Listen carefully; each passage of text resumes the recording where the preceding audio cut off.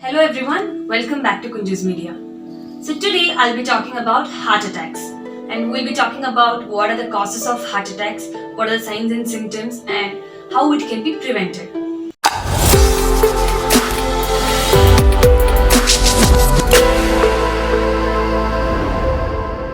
Welcome to Kunju's Media. But before that, I would like to say something. There are a lot of terms that sound similar to heart attack, maybe your cardiac arrest or cardiac failure. So before discussing about heart attacks in detail, let's just spot out the differences between these three terms. So basically, what is heart attack? Heart attack is nothing but the damage to your cardiac muscle or myocardium dies. This is heart attack.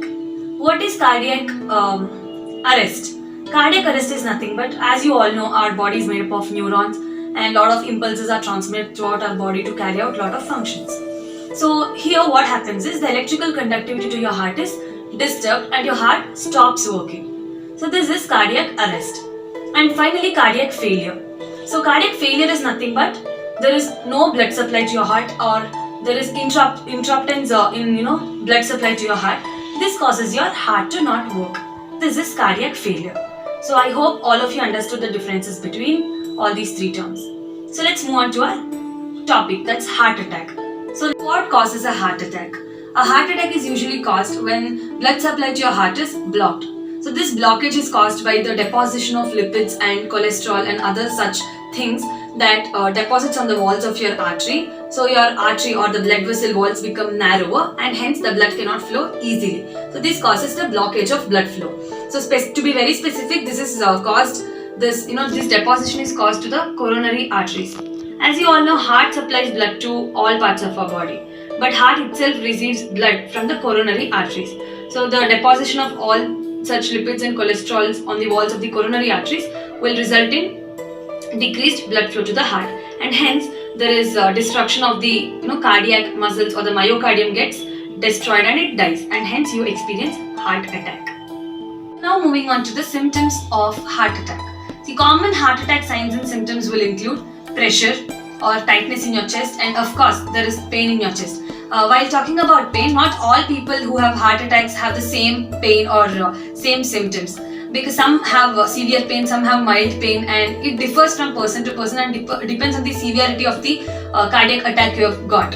And other things include burning sensation in your chest or a feeling of vomiting and light headache, or you will be sweating so much and there will be shortness of breath and somewhat dizziness also. So these are the basic symptoms of heart attack. So coming on to the causes of heart attack. The main cause of heart attack is attributed to atherosclerosis. So atherosclerosis is nothing but the narrowing of the blood vessels or the arteries due to the deposition of cholesterol and lipid molecules. Right? So this causes a narrowing of the blood vessel and hence blocks the blood flow. Right? So how does this affect? Let's talk about that now. So during atherosclerosis, there is ischemia. Ischemia is nothing but narrowing of your blood vessel due to deposition of such lipids and other molecules, and which decreases the blood supply. This will lead to decreased oxygen demand in the cardiac tissues, and this finally leads to thrombolysis and finally causes the cell death or necrosis, and there you experience a heart attack. So this is how atherosclerosis causes heart attack. And other factors include smoking and increased lipid or cholesterol levels in your body and obesity. All these are related to each other. So these are the very basic causes of heart attack. Now moving on to the heart attack risk factors. So the first risk factor is age. See, for all diseases we say the risk of the disease increases with age, and it applies for heart attack as well. So in men who are above 45 and in women who are above 55, they have higher chances of heart attack than younger men and younger women, because increased age causes damaging of your blood vessels and hence causes heart attack. The second factor is usage of tobacco. People who smoke for a prolonged period and they've been practicing it from years, and they are more prone to these heart attacks. Because as you all know, usage of tobacco also damages our blood vessels and causes the narrowing of your arteries. And next is high blood pressure. As you all know, hypertension is the main cause of heart attack, and as there is high blood pressure, the force of your blood against your arteries is more, and this damages the arterial walls and hence causes heart attack. Then the main important factor is obesity. As I said, in the cause of heart attack, increased level of cholesterol will cause the accumulation of them in your blood vessels. That's atherosclerosis. So increased obesity. I mean, obese persons, they have more content of cholesterol in their bodies, and hence they contribute to heart attack. So the next risk factor is lack of physical activity. As you all know, exercising has a lot to do with your health, and people who don't exercise or do not involve in any physical activities, there will be accumulation of cholesterol in their bodies, and hence, as I said, it will lead to heart attack.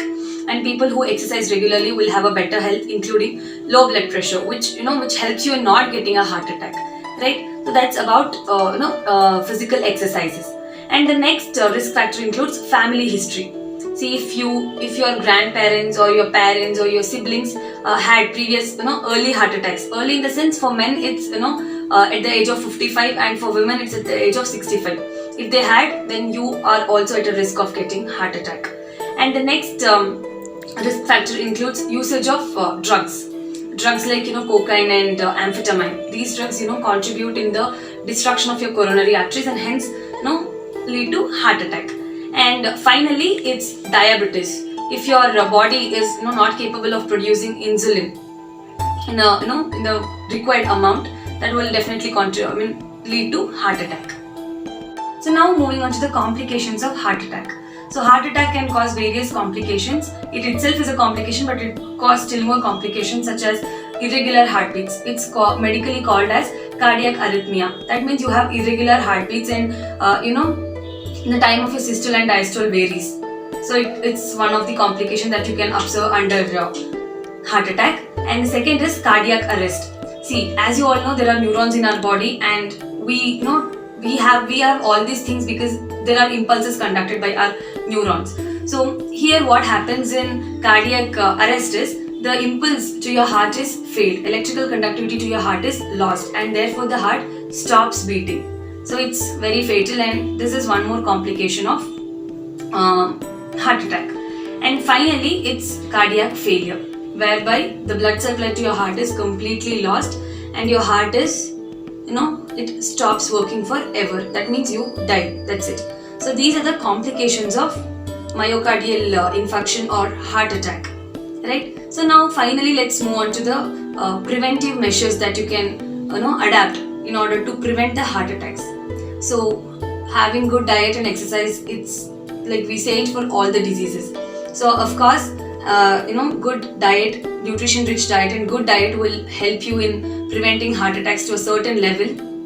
And regular exercises, you should be physically very active, in the sense not hyperactive. You should be in a normal pace, right? If you do it in a very vigorous way, that will lead to hypoxia, and further it can damage your heart again. So a good exercise and good diet will help you. And if you are smokers, please do quit smoking, so that can lower the chances of you getting a heart attack. And finally, it's medications. Whatever your doctor prescribes to you, just have it. So the most common medications everyone use for heart is aspirin. A lot of classes under that. So these are the medications which would prove effective for heart attacks. And yeah, so that's it. Hope you all enjoyed watching the video. If you did, do give a like, do share, and do subscribe. And so yeah, see you in my next video. Bye. Take care.